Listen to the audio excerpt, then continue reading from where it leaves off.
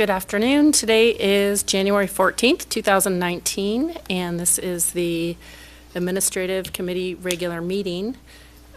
Before we start, we need a motion to accept the amended agenda to include item number 3. I move to amend the agenda to accept item number 3. If I may.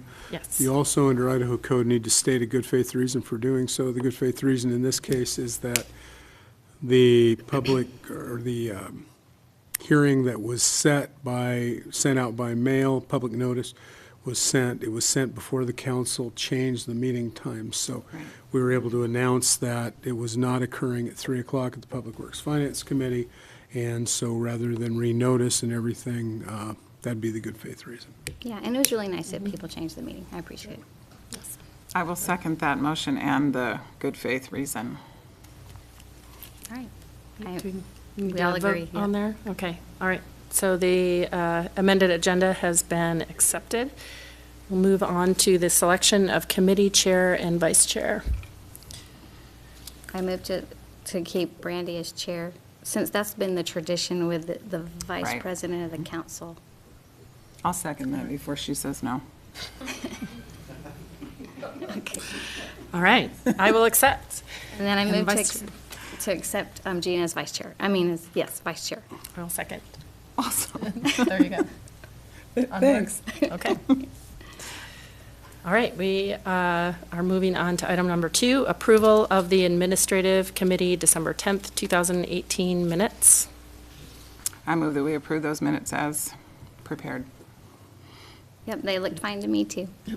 Me too. All right, so minutes are approved. We'll move on to item number 3, which is the public meeting on the proposed lot division at 334 Southview Avenue.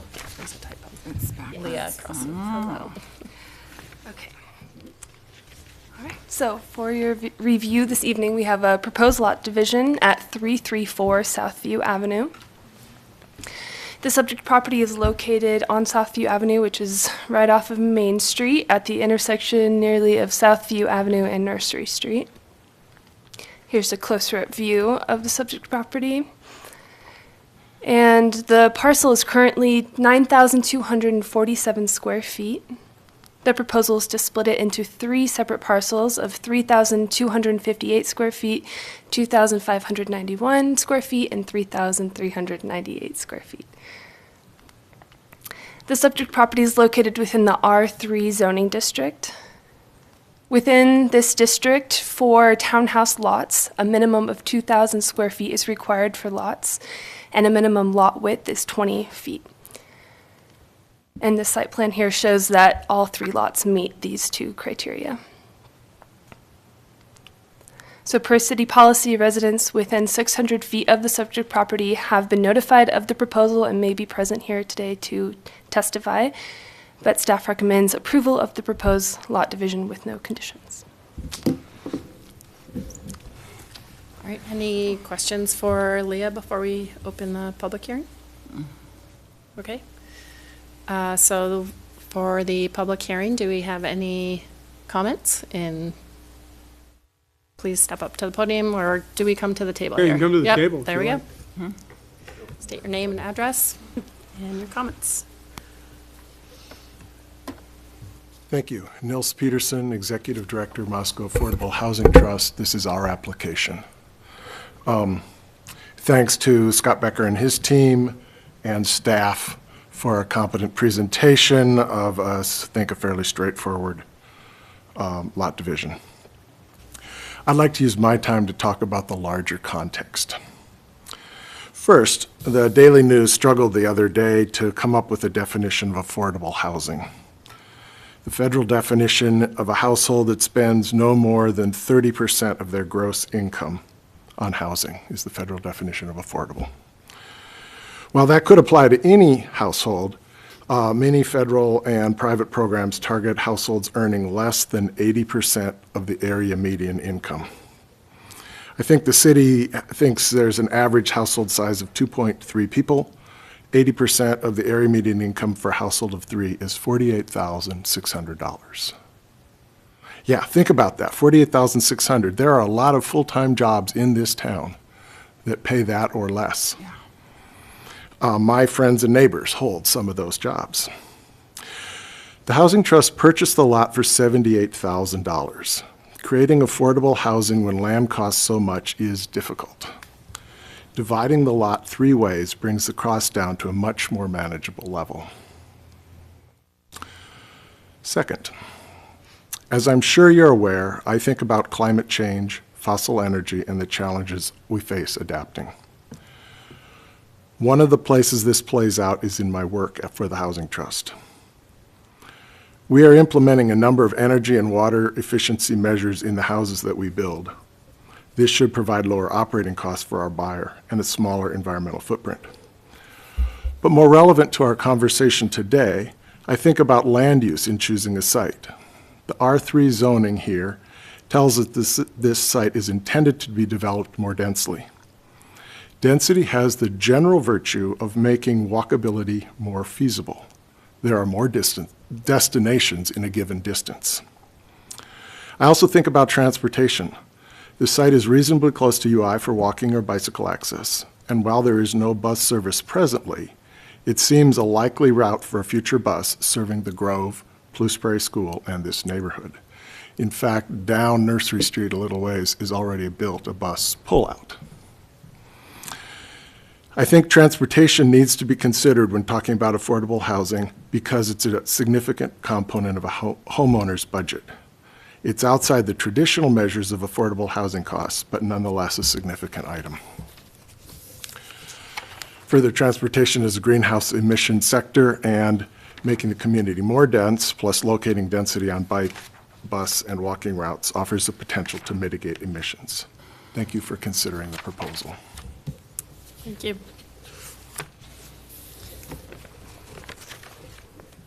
Other public comment? Okay. All right, seeing none. Now, any other questions for Leah? Are we ready to make a recommendation? I think it's entirely reasonable with the lot division. They're all within the requirements or more. And I do tend to agree with some of the statements that Mr. Peterson made. So I think I'm comfortable with approving it. Yeah, and it was nice. Nils came to the commission meeting, Fair and affordable housing. Fair and Affordable Housing, and talk to the commission about the same things that he presented here. So I think he's trying to help people understand the value of that type of housing. So, yeah, I think we should recommend it with no Conditions. Thank you. Yep. Yeah. Yep. I agree, it looks pretty straightforward, easily meets all the requirements, so, On consent agenda? Yes. Thank you. Please. thank you. Thanks, Thank you, Leah. Or I say yes, but. Yep, okay. Takes a little while to get the dynamic No, I just down. wanted to make sure she said yes. All right, next item on this afternoon's agenda is the alcohol resolution for city-sponsored events in City Hall, and we have Amanda Argona. Okay, I will be presenting Amanda. Amanda, as you know, is our community events manager.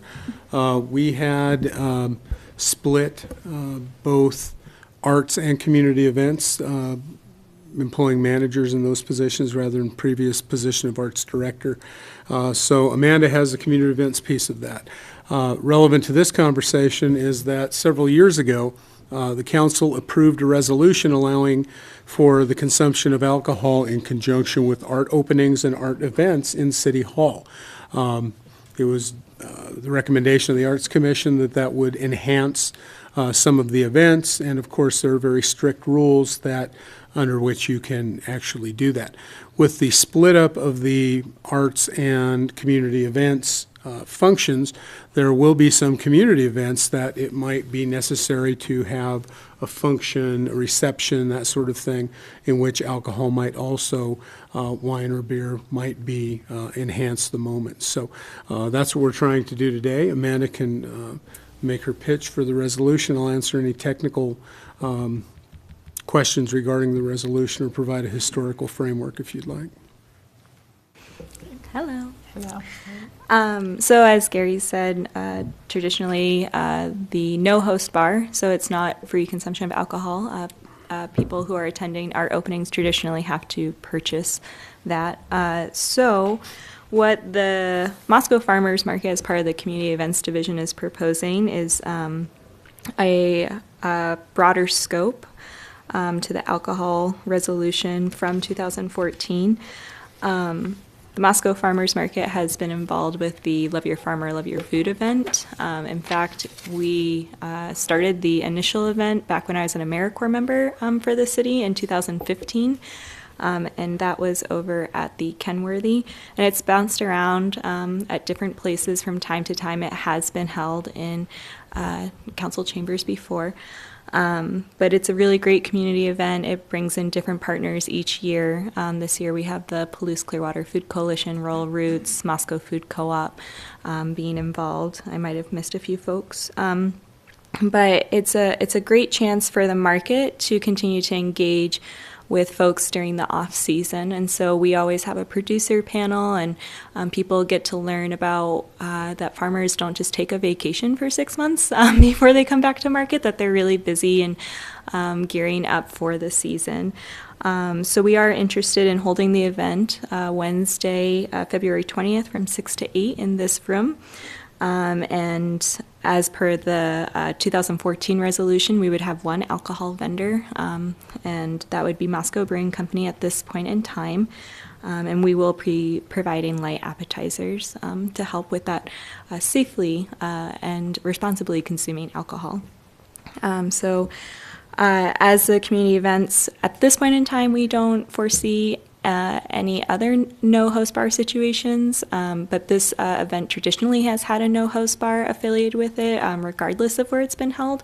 But it would be nice to be able to have that flexibility and allow, as per the resolution before you, it would allow Gary as the city supervisor to kind of say, yes, you may have a no-host bar, no, you may not have a no-host bar, but generally speaking, these would be city-sponsored events, so not outside entities coming in to use City Hall as an event. So the city would have to be, whether that's a department, a commission, a program behind it. The discussion of allowing alcohol, beer, and wine typically on city property has long been one of those things that council's been interested in. It was probably 10 or 12 years ago that Rendezvous in the Park came forward and wanted to have a beer garden at Rendezvous in the Park. That was debated for several years, and then finally the solution was to develop a resolution that would go with any of these events. So you'll see it if we have a art walk, things like that, where council will pass a resolution so that it is particular and individual to that event. And the reason is because typically those events are sponsored by someone else.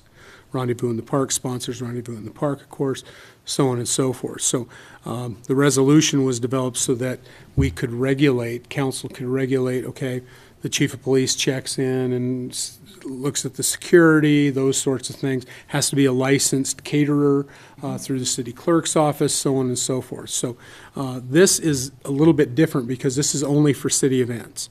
It's not intended that anybody else would sponsor one of these events. It would be solely through the community events department. Arts would still, there's still a resolution in place for the arts openings and that sort of thing. So this is a little bit different. We're requesting a little more flexibility rather than coming in every time one of these things comes up. And sometimes they come up with not a huge amount of notice.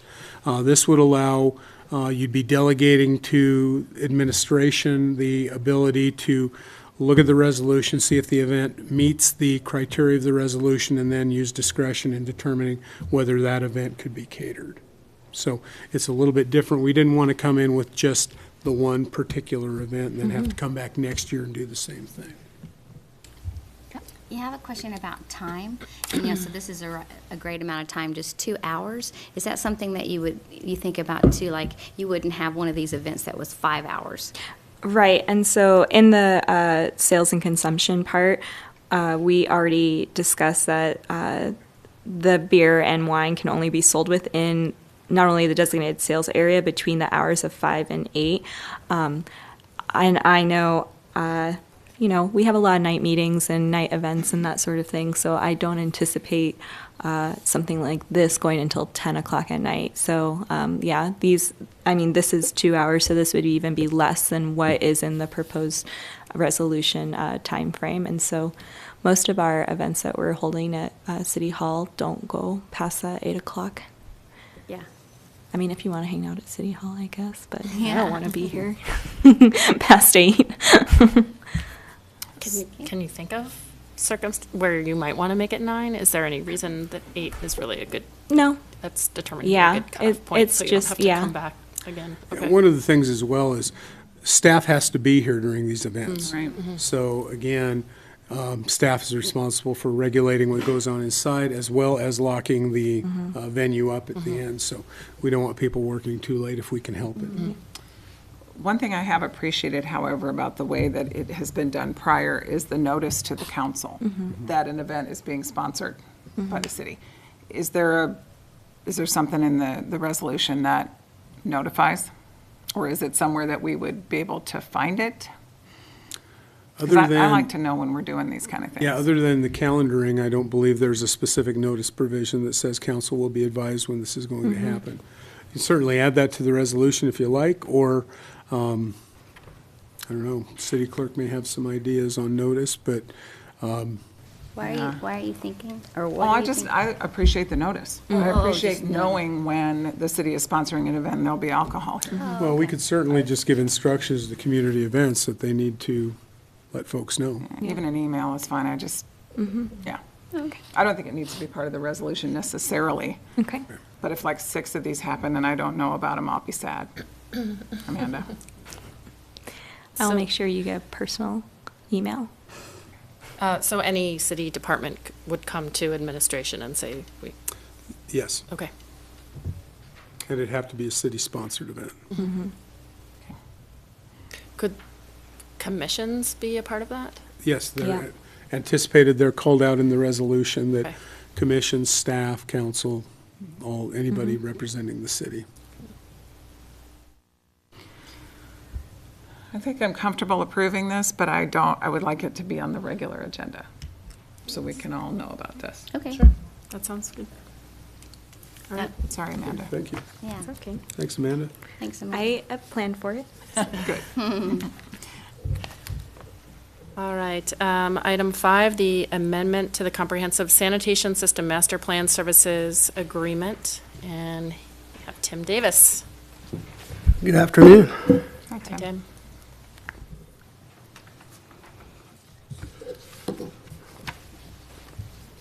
Before you today, we have an amendment to the Comprehensive Sanitation System Master Planning Services Agreement with Great West Engineering for your consideration. The proposed amendment is the next step in making improvements to the recycling center yard waste facility and involves preparation of preliminary design work at the existing site. The City Council Sanitation Master Plan workshop presentation by Great West Engineering concluded their scope of work and tasks, and as no additional design work was contemplated in the original agreement.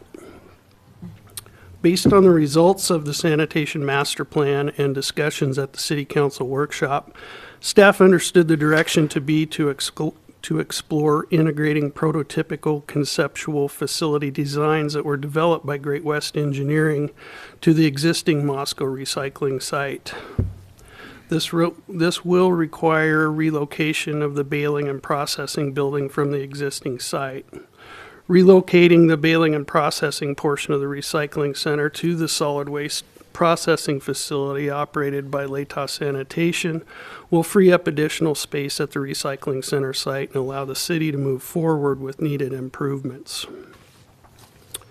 The proposed preliminary design amendment submitted by Great West Engineering will require development of up to 2 schematic layout designs for the Moscow recycling yard waste site for future city council consideration of a preferred alternative. Once a preferred alternative is selected, Great West Engineering will provide preliminary design drawings, technical memorandum, and preliminary level cost estimates. The proposed project cost is $35,713 and is anticipated to be complete in approximately 4 months' time. With that, I'd be happy to answer any questions.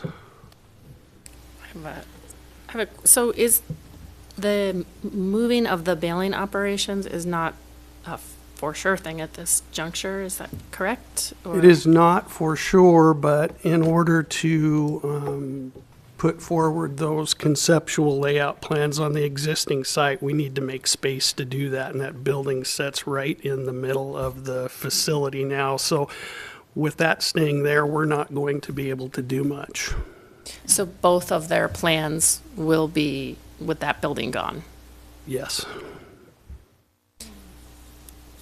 And Is your question whether that has been the plan all along, that in order to create space on that site, that the bailing operation, which is invisible to the public, Yep. would be moved out to the solid waste processing facility? Is that, Well, yeah, and I'm just still a little wondering how all this recycling future is going to go with fewer things being accepted, if that frees up sufficient space to think that maybe that doesn't need to be moved. And I'm also curious about, is LSI on board with having the bailing located there? I believe they are, and they have been doing some planning along the way. We've been working closely with them, so they're aware that this has been our intent. They have purchased adjoining property out there on their site. That will be something that will have to happen, in concurrence with this work, is eventually we will have to go out for a proposal with LSI to see what those costs are going to be. And then at that point, if everything falls together and council decides, yeah, that's something we want to move forward with, then at that point in time, we get more technical design done down there, on top of the preliminary design. So there are a few things that do need to fall together. LSI has had a spot on the steering committee from the beginning, too. Correct. They can read the Correct. writing on the wall throughout the process, so. And, part of the problem down there with that building now is storage to begin with for baled goods that are baled in the building. We don't have any room to really store and keep materials dry. not to mention it's a potential violation of the conditional use permit on that property to store that stuff outside. We've had, for many years, discussed with LSI that they need to move the baled materials off the property and store them somewhere else because it's not a storage site.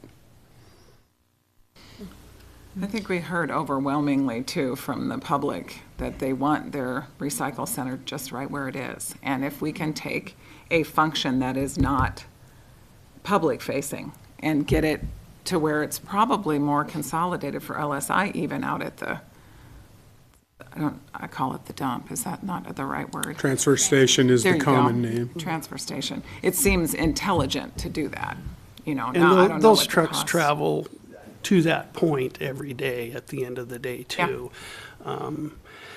And the other side of that, too, is we know that we need more room for the yard waste facility, specifically seasonally, it's just not big enough. And we've outgrown that facility, and without moving that building, there's just not a lot that can be done with that piece of property. Yeah, I think if the more LSI can be involved, maybe even with Design West, talking with them throughout this process to. Great West? Yeah, Great West, I'm sorry, yes, Great West. So we don't run into a situation where we have this great plan that we all love and suddenly LSI doesn't want to have the bailing station out there. I don't know if that's, They're there's actually much working likelihood of with that, Great but- West as Okay. well on their plan out there. They've undergone a planning process of their own, knowing that this was coming. And our solid waste franchise agreement contemplates that we will request separate or different services from LSI. There's a process in there. We've had many, call them change orders or new services from pilot programs for Christmas tree collection to leaf collection to you name it, we've tried it. And LSI has always been very good about participating, and they've always participated in the planning for that. But ultimately, as the city's franchisee, we have the ability to request them to change an operation, and they are obligated to do so. So we want them involved, but in the best interest of the community and the city, if it's to move the baling operation out, then LSI will be requested to respond to a request. But if that's the decision of the council, then it won't be moved. So once you have collected the information on the timeline, the next step is then for us to, Great West will put together 2 schematic drawings, probably 2 different layouts. And at that point, we'll bring that back to council and see if one of those can be determined to be the preferred alternative. And if that's the case, then that's what we'll have them do the preliminary design on those features. And then at that point, I would suspect that we would probably be ready to go to LSI and say, look, we're ready to go with this proposal, and, you know, wait for their proposal to come back in and wait for everything to fall together. Thank you for explaining the sequence of the dominoes that need to fall. That's helpful. There are a few things So, that need to fall together, but I think we're on the right path. do you want to put this on? I kind of one would of our lean regular- towards regular. You know, I think Yeah, there've I think been, you know, that's- with the whole yeah. council involved in the workshop that led up Yeah. to the decision to look at our existing location, I think. I agree. Yeah. Okay. Thank you. Thanks, Tim. Thank you. Thanks. All right. Item 6, request to dispose of surplus SCBA and extrication equipment. We have Brian Nickerson. Hello. Good afternoon. Sir? Goody. Last year, as you know, we bought brand-new SCBA's, 40 of them, for a little over $200,000 out of the city funds. Also, we bought new extrication equipment, so we replaced some obsolete items that we had. So coming forward today to try to surplus 12 of the SCBA's to Big Canyon Fire Protection District down by Lenore and is it Peck. They have basically a $5,000 budget, and they have zero. They don't own any SCBA's currently, so this would benefit them in a great way for training and for obviously fires. The extrication equipment, kind of the same boat. They have zero extrication equipment, and they cover the Highway 12, and they have some pretty serious accidents along the way, and they have to wait for Orfino to come to extricate somebody. So that time is pretty extended. So I went to a chief's meeting down there, and word kind of got out that we had some SCBA's and this equipment, and talking to Gary is we have no interest, gaining any interest from folks purchasing that equipment. The extrication equipment itself, actually, they will not even take on trade-in because there's zero value to it. It just can't be sold. But there has been little to no interest in the SCBA's, and rather than sitting on the bay floor of the firehouse, at least we have an organization within our region that could benefit greatly from this, and they know the parameters too. They have to buy the bottles and so forth. So I believe it's in the best interest to kind of partner with them and provide them an opportunity to get it. So, Mayor, feel free. Well, I just thought we'd come in and put my 2 cents worth for these 12 SCBA's. Eventually, they'll become completely obsolete for us. We just lay around here and have them, and sometime down the road, have to junk them out. Anyway, it seems to me like moving forward with this, where we really haven't been able to sell these things and give them to a small jurisdiction that doesn't really have any funding here and help some of our neighbors in North Idaho, well, it's the right thing to do. And it's just like that extricating equipment. They won't even give us any value on that. So we don't need it, and we're not going to be able to sell it. So it seems to me like it'd be the smart thing to do, very reasonable thing to do for us. And so there's been quite a bit of discussion on this. So I just thought I'd add that in there. Gary? The chief indicated that we'd like to surplus these. They are already surplus. But we don't, Idaho law allows us to donate or transfer property to another governmental entity, but we don't do that. My office has authority to declare things surplus and transfer them out. But if it's going to go without compensation coming back, practice has always been to come and ask city council to do that. The SCBA's, we were able to sell 16 of those. The 16 that are left, 4 of those will go to the water department for use in their closed space entry. The 12 that are slated to go to Big Canyon if council approves that. Again, they don't get bottles for those. We haven't had people beating down the doors to get them.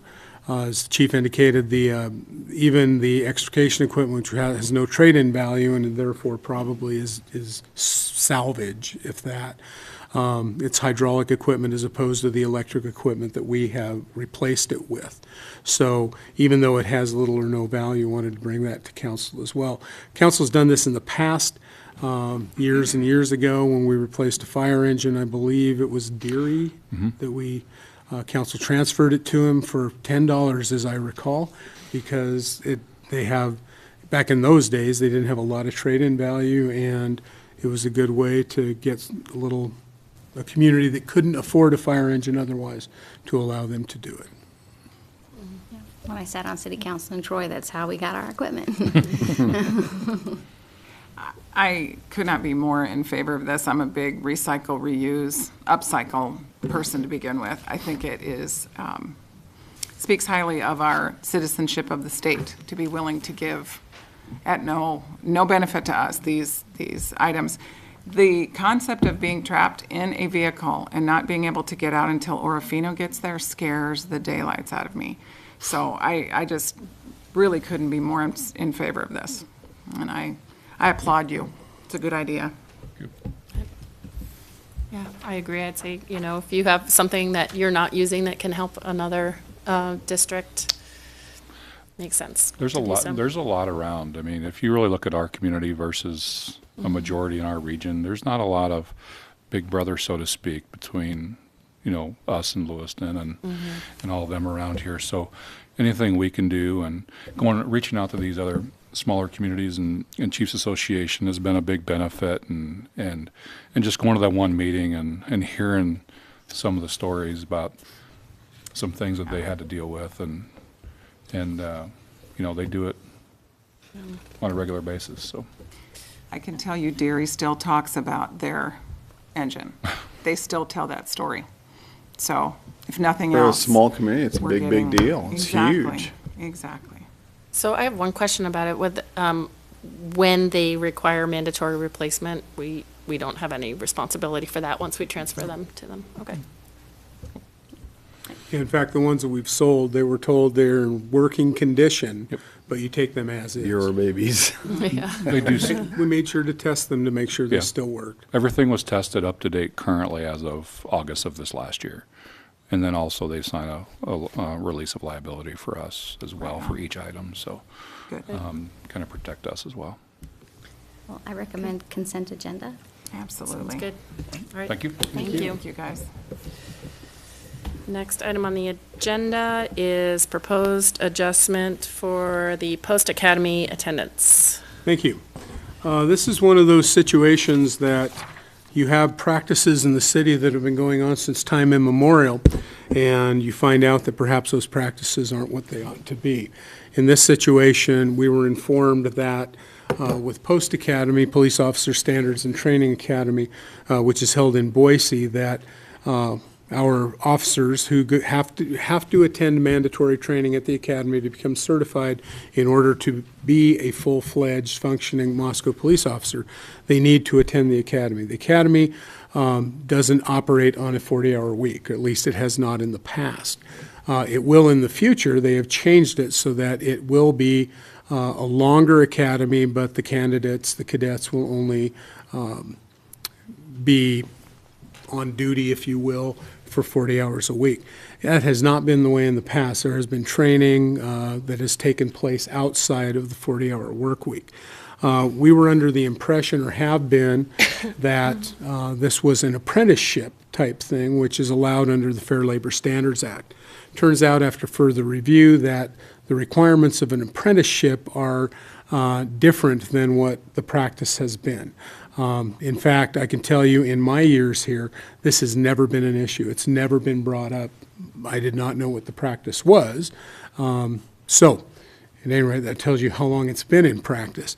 Anyway, it came to our attention that this what was going on, and that other jurisdictions actually pay overtime to their officers outside of that 40-hour work week.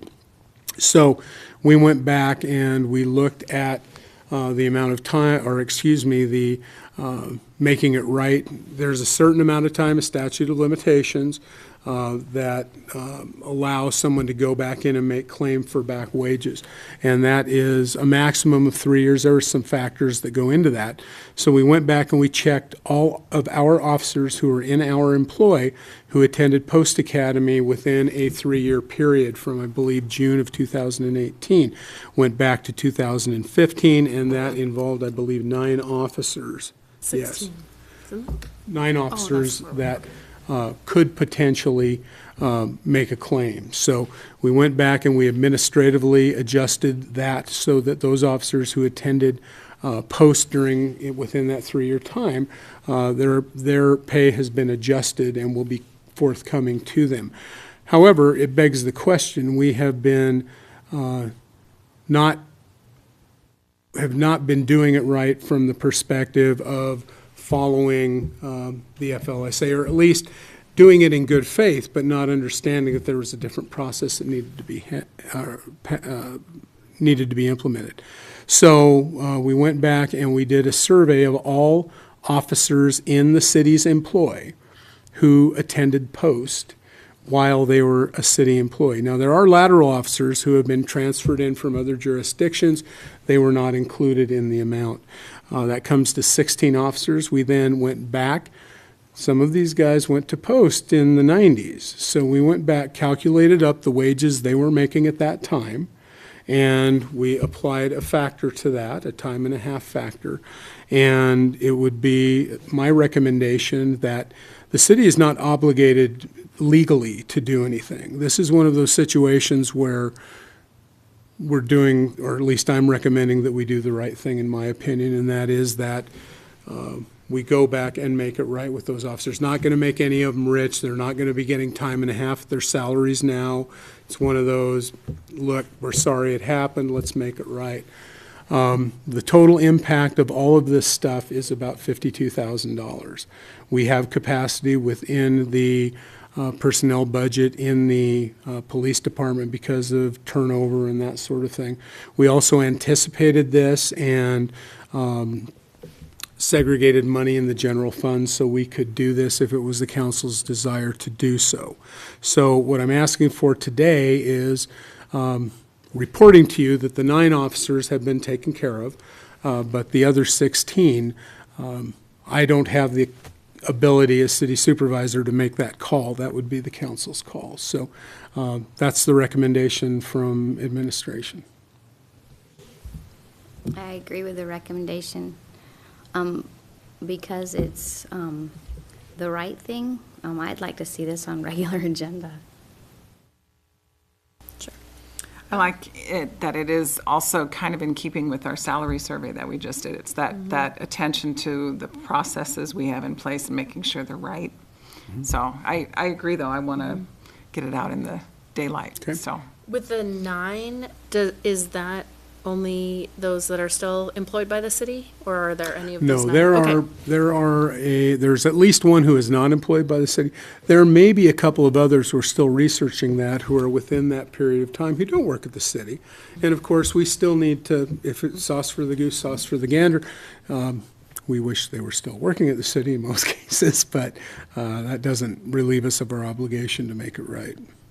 But those 16 additional are limited to those that are still employed All by those are the city. city, and it's one of those things, we've had officers who've attended post and have since retired or gone on to other things. Of course, that's a huge list, and we're not asking for that. We're asking for the officers who are employed here now and were employed at the time they went to post. Okay. Yeah. All right, so that will go to regular agenda. Yes. Recommendation to approve? Absolutely. Yes. Thank you. Staff doesn't have anything further. All right. We're adjourned. All right. Perfect.